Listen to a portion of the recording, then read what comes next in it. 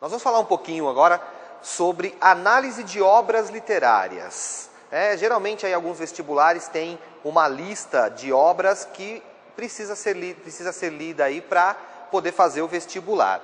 E às vezes o pessoal fica meio perdido aí, como ler essas obras, no que eu tenho que prestar atenção.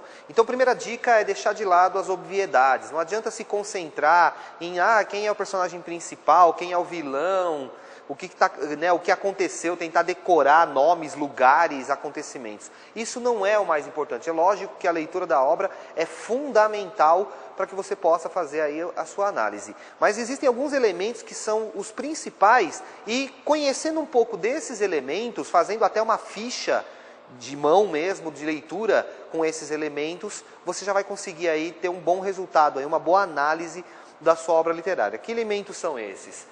No caso da poesia, dos textos em verso, por exemplo, a antologia poética de Vinícius de Moraes, que foi cobrada agora no vestibular aí. No caso da poesia, nós temos que analisar características formais, como por exemplo a métrica, a medida dos versos, a sonoridade, que são as rimas, se há rimas, se não há, as aliterações, as assonâncias, aquelas combinações de sons vocálicos e consonantais, sempre lembrando que essas combinações sonoras, elas não são por acaso, elas têm o objetivo de fazer com que o leitor tenha uma sensação a partir da leitura daquele poema. E a distribuição das estrofes também é importante. A distribuição de estrofes são estrofes regulares, como por exemplo um soneto, que tem 4 estrofes, com os versos bem distribuídos de maneira igualitária. Então, isso é importante em termos de poesia, no caso da forma. Nós também temos que nos atentar aos temas da poesia. A poesia também trabalha com temas específicos e precisamos observar esses temas. Quanto à prosa, os elementos são outros. Que elementos que a gente tem que olhar aí no texto em prosa, num romance, por exemplo?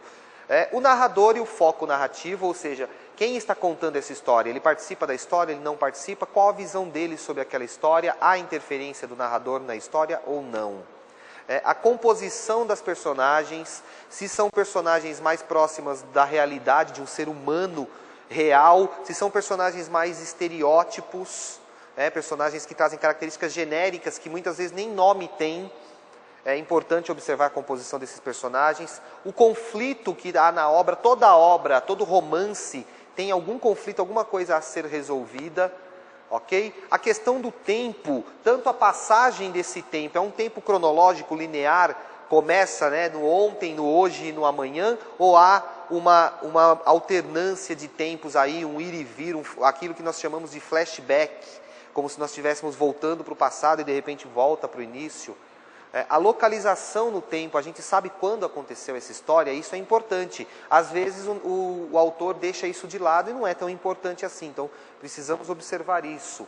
A questão da linguagem que se usa naquele texto, se é uma linguagem mais coloquial, uma linguagem mais rebuscada, uma linguagem mais próxima do nosso dia a dia, do jeito de falar das pessoas. As ideologias que estão ali, aquele texto quer dizer alguma coisa, ele tem a ver com algum movimento político, algum movimento social, ele está transmitindo algum recado sobre a sociedade, ou está simplesmente contando uma história, do que ele está falando.